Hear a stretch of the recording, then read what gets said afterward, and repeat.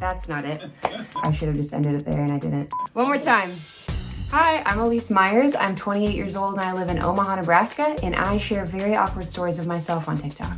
I'm looking around like, does anyone else see what's happening to me right now? This cannot be happening. I joined TikTok at the height of the pandemic because there was really nothing else to do. Okay, this is a question for black coffee drinkers. Why are you so angry? I really just wanted a creative outlet to express myself, to tell some stories. Also, I'm a new mom, and so I just needed a little bit of a break from everything. There we go, good job. So my first viral TikTok was my son saying his first word, mama.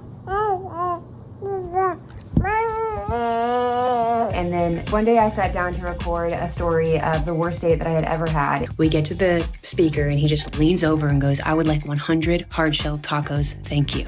And it completely blew up. We get to the window. He does one of these numbers. I'm like, did you forget your wallet? And he's like, yeah. I was like, do you need me to pay? He's like, yeah. When I posted that video, there was a couple hours that went by and it was already 1 million, and me and my husband just looked at each other and we're like, what is happening? We get to his house, we walk in, his dad is on the couch. I'm like, he lives with his dad, it's fine. I couldn't believe the response that video got. I think it has almost about 20 million views now.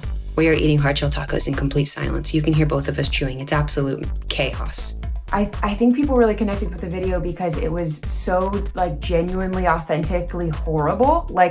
It made me look like an absolute idiot. And I feel like so many people had been in that position before. So basically overnight, I found myself in conversation with Leslie Jones, Ryan Seacrest, Caitlin Bristow, just people that I've admired my whole life. And all of a sudden I'm talking to them like we are friends and on the same level. And I'm like, what is happening?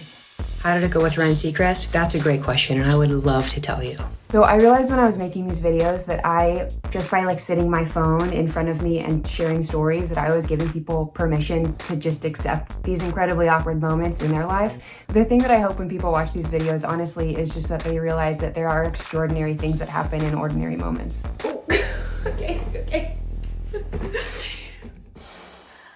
Elyse, you are insanely cool. Man, that was amazing. And it really made me want a hard shell taco, now.